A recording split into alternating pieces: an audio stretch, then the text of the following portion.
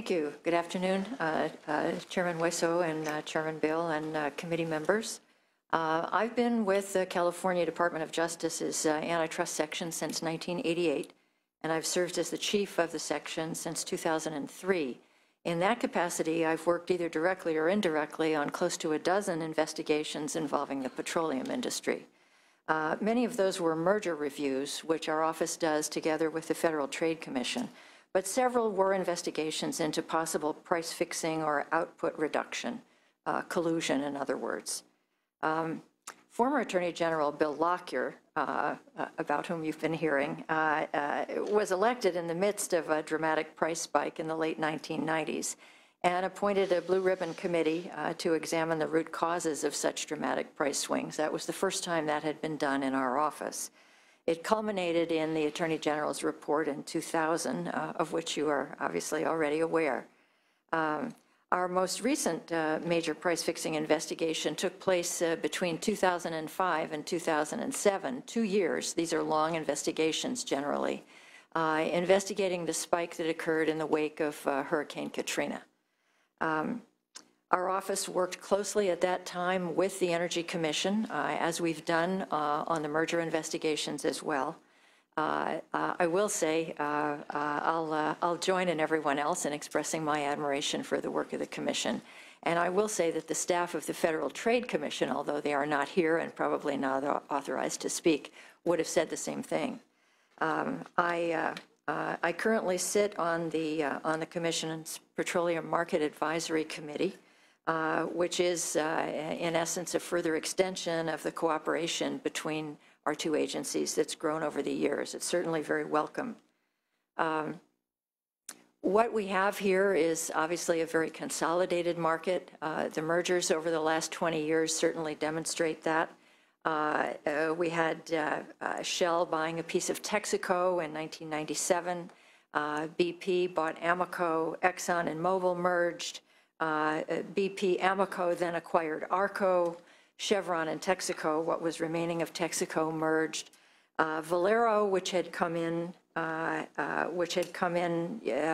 virtue of the divestitures that were required from Chevron Texaco, then acquired Ultramar Diamond Shamrock, which gave way to more divestitures, bringing in Tesoro. There was ConocoPhillips. Then Shell, rather than closing down its Bakersfield refinery, ended up selling it to Flying J. Chevron acquired Unocal. Tesoro acquired, most recently in 2013, the Carson refinery belonging to BP. So we now have, you can call it 5 or 6 majors and several minor refiners in California, with out-of-state refiners not significant participants in our markets, as everyone else has pretty much said. Had it not been for the antitrust reviews, the litigation challenges, and the settlements leading to required divestitures of assets, we would probably have fewer than we do now. Nevertheless, we have probably not enough in any given market. We have what is generally called an oligopoly. The economic problem in that situation is that in industries of that kind, an individual company has market power. What it does affects, has a significant impact on the market. It takes, in that situation, it takes relatively little. If you're looking for price fixing, it takes relatively little in the way of signaling or some kind of tacit coordination, not a conspiracy, to reach some kind of a competitive détente that has a lot of effects rather similar to a price fix. This is especially true in a market like gasoline, in which price competition on price, is more important than competition based on any other factors. And demand is pretty inelastic. So when prices go up, demand goes down very little. This creates for us enforcers in the antitrust world a somewhat paradoxical situation.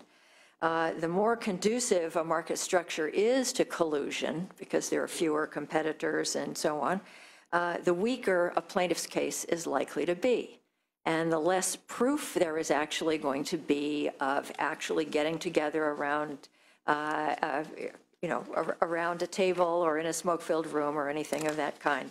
And so a plaintiff is really hard put very often to find evidence of an actual combination or conspiracy to fix prices, allocate markets, or reduce supply in restraint of trade, as the Cartwright Act legislators envisioned, and as the federal legislators envisioned in passing the Sherman Act. That said, a couple of other observations about the market. Excess capacity in refineries does serve as, to some extent, a competitive threat. In the course of consolidation, the oil companies over the years also successfully reduced refining capacity. This happened not just here, but elsewhere. A lot of these mergers were national in aspect. Some of the companies are even international. In 2004, Shell actually planned to close down its Bakersfield refinery rather than invest in the upgrades it needed to make it competitive, and rather than sell it to someone else. But a unilateral business decision to close a facility or disinvest in one doesn't constitute an antitrust violation without proof of anti-competitive intent. And since the elimination of spare capacity, if you can call capacity spare when it exists, generates an upward pressure on prices, it may be that there's at least something of a disincentive to do otherwise. And that certainly has left the market here on a kind of a knife edge between adequate supplies and a shortage. The conclusion of the AG's 2000 report was that the creation of a reserve could mitigate some of the market effects of those shortages. It was one of a number of key recommendations to the legislature at that time. No action was ever taken on it, although former Attorney General Lockyer himself actually attempted some self-help through imposing a requirement in at least one merger settlement that additional storage facilities be built. One of the things that was extremely interesting to us in working with the CEC, particularly in connection with the most recent merger, which was the Carson facility, is that there now exists at least a little bit of excess capacity in California's refineries. The existence of excess capacity carries with it greater inherent competition in the market, even in this limited market. With excess capacity, the refiner with an outage faces the risk that competing refiners will amp up their production to the max and grab away more market share than they would be able to do if there were not that excess capacity. It will ultimately be instructive to see data on the recent price increases associated with the shutdowns and learn whether production increases elsewhere serve to offset some of the production losses. And when I mean increases in California by the others, and I expect that that is one of the things that we will ultimately be hearing about from the CEC. And it may actually tell us how much worse the price increases might have been had there not been that degree of excess capacity out there now, which is, according to the CEC's most recent report on supply and demand, apparently at least partially attributable to the success in conservation and the turn to alternate fuels. Innovation is also a competitive threat. In a less comfortable oligopolistic market, some competitors might actually seek to expand their market share by growing their refinery capacity or growing other areas in which they can compete. That would be of great consumer benefit. There do not seem to be any additional competitors in the traditional petroleum markets, but it is certainly arising in adjacent markets, and its potential is, we certainly hope, significant. This is both the fuel markets and the vehicle markets. The development of alternative fuels and the development of more efficient fuel-consuming vehicles has the potential to unlock even more excess capacity in our refineries. Certainly one of the intended effects, as I understand it, of AB 32 is to create new competition in those areas through innovation. A representative of the Air Resources Board was at the second meeting of the CEC's Petroleum Market Advisory Committee and explained to the committee actually in February, that among other things that the ARB is doing, they have a fairly carefully calculated, charted and watched over trajectory for such new developments entering the market. They're extremely sensitive to that and to those potential impacts on price.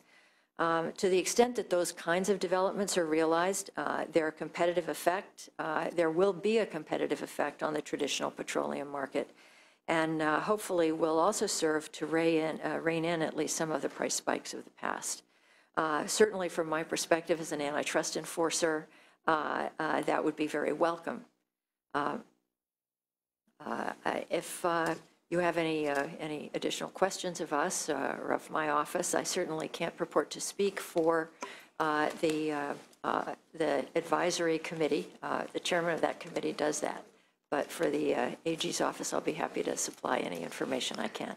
Thank you. I want to ask you to take a attempt to answer a question that I asked prior about how it's possible for one producer to basically, because of an incident at their refinery and their obligation to continue to supply, can cause an increase in the prices everywhere else, when the amount of oil that, or the amount of gas that was previously being produced is continuing to be, it's still being produced. So there's no reduction in supply, just an increase in the price. And why that isn't limited only to that refinery? Why is it passed on to all the other refineries as well? Why do they increase their prices when they're in fact making profits out of increase their profits to supply that refinery? There seems to be some kind of, you know, backroom deal between them saying, you know, I'll charge you more, but as long as you continue to increase your prices as well, so that their suppliers can. It just seems that I just see a very odd effect happening there that I don't think is necessarily in the public's interest, in the consumer's interest. How is that possible? Is that something you can do something about? Not certainly with great expertise. I think some of the, Mr. McKeeman certainly addressed some of that. The market itself is one that obviously your product goes wherever you're going to get the highest price. And that's what they're in the business for. And we're not arguing that. The question is, why does the price of the people that are producing it cheaper or producing it go up? That's the only thing I'm asking. That's the, in the traditional sense, one producer's price should go up, not the rest.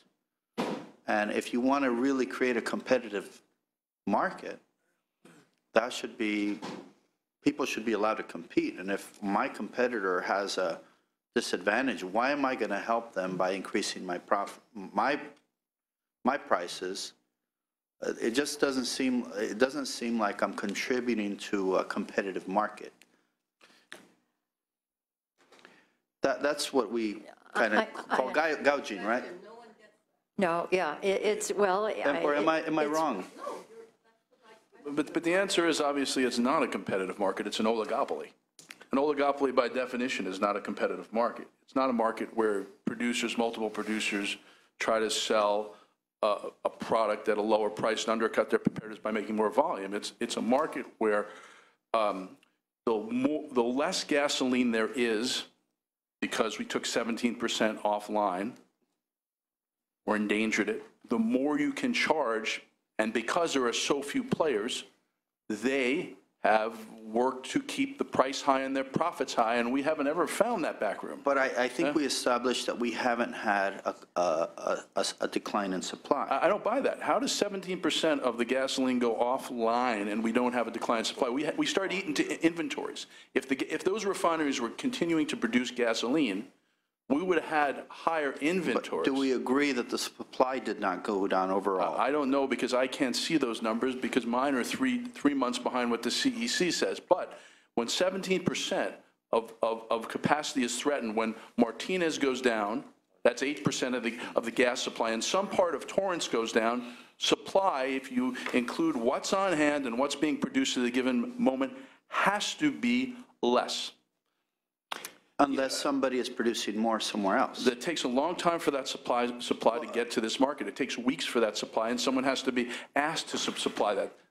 That is not a realistic scenario. There may have been, there were some imports because of the downage of the Martinez facility 2 weeks later. That's possible.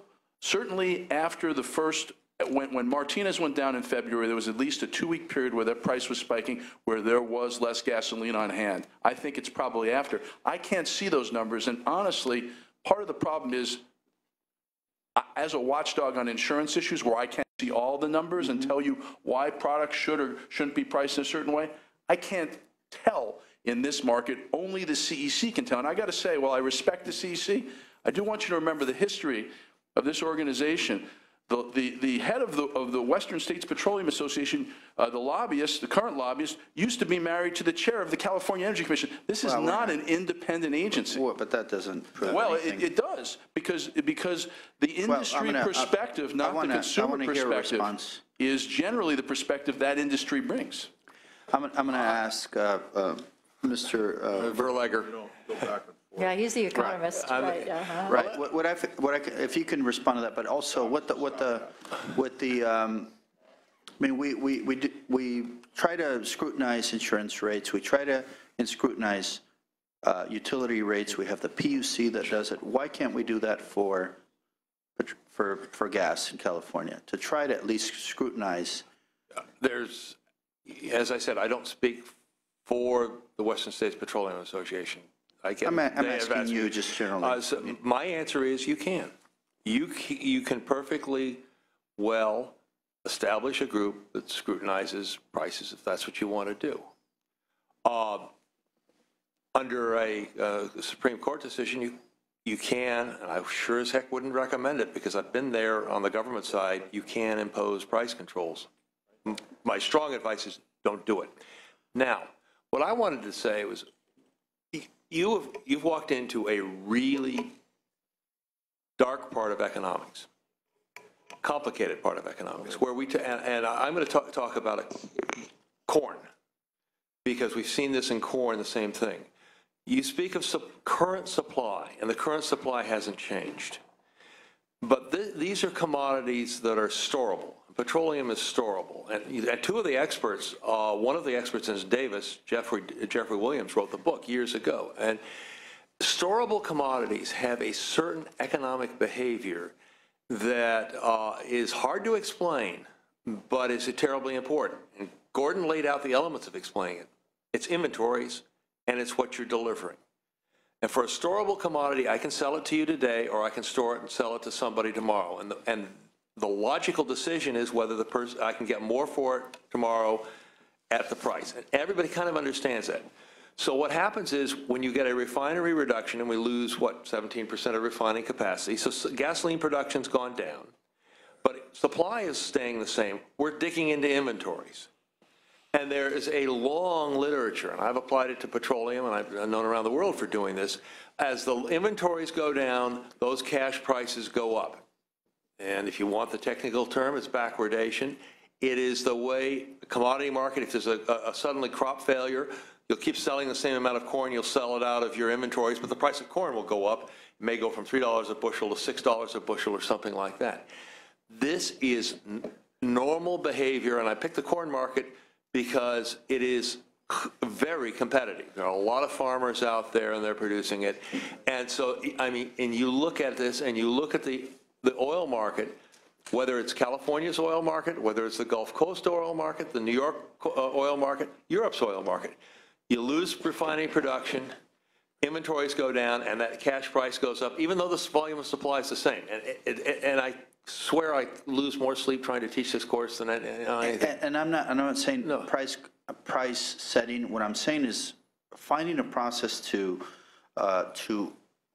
promote more competition. When you have 7 refiners with 11 refineries, and you have 2 that produce over 50% go down, this is a major problem for California and our economy and people's livelihoods. How do we fix this? This is a major problem that we're dealing with.